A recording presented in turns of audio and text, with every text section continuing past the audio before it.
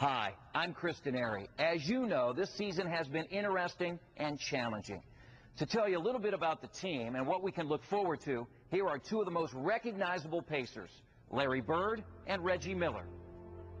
A real team is a team that's committed to winning together. And I know this team's capable of doing that. It's just that if you have the right leadership and the right commitment and the right hustle and the integrity that you need to put a team together that goes out on that floor every night with the intention to win ball games, you're going to have great success.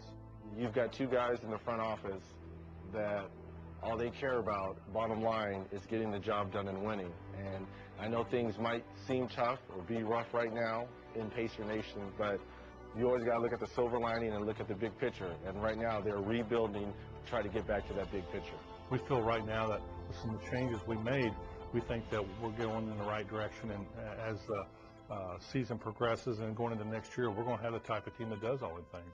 Well, first of all, Donnie Walsh is like a second father to me because he's the one guy that took a chance on me when really no one else probably would have or should have.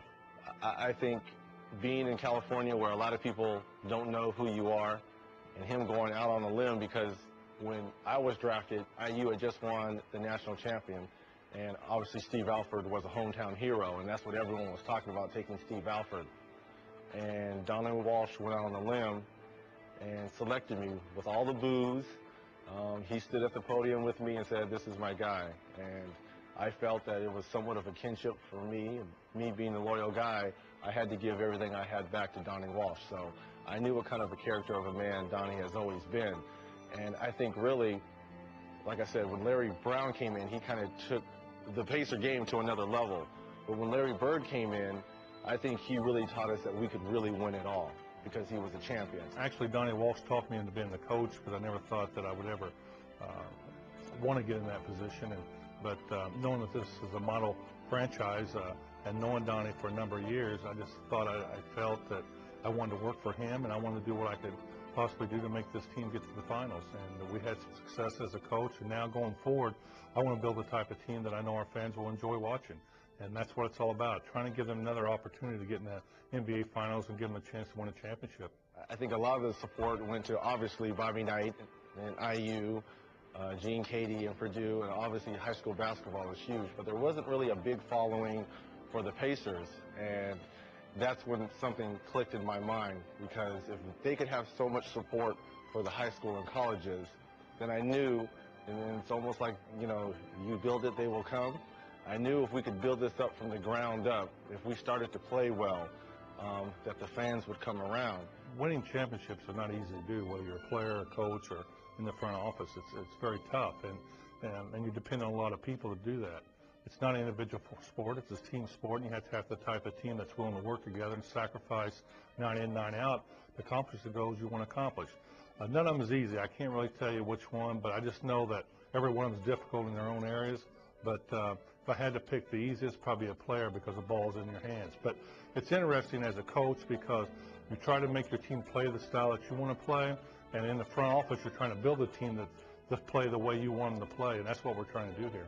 And it has come down to the fifth and deciding game between the Celtics and the Pacers. A couple series that we had against Boston were very competitive, which I thought we actually should have won one of those series when Chuck Person had an unbelievable first round. I remember him knocking Larry in the back, sending him to the locker room in Game 5 in Boston Garden, thinking that we were going to make the next step. And later did I know that Superman came running out of the building, Larry Bird coming out and I think scored like 12 consecutive points for the Celtics to eliminate us in the first round. But that's when, because every game at home that we had against Boston and Detroit, they were sold out. And that's when I knew, if you play well and if this team is successful and you play hard, because really at the end of the day, that's all Pacer fans really want. They want you to play hard and give you everything they got.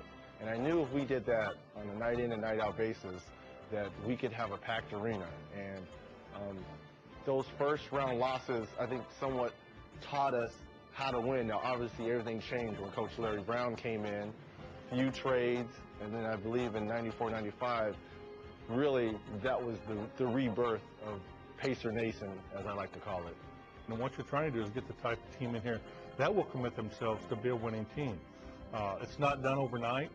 We knew we was going to have our ups and downs, but in the long run, we see a vision that we think we got the type of players that we can go forward with, and we can get the things we want out of them.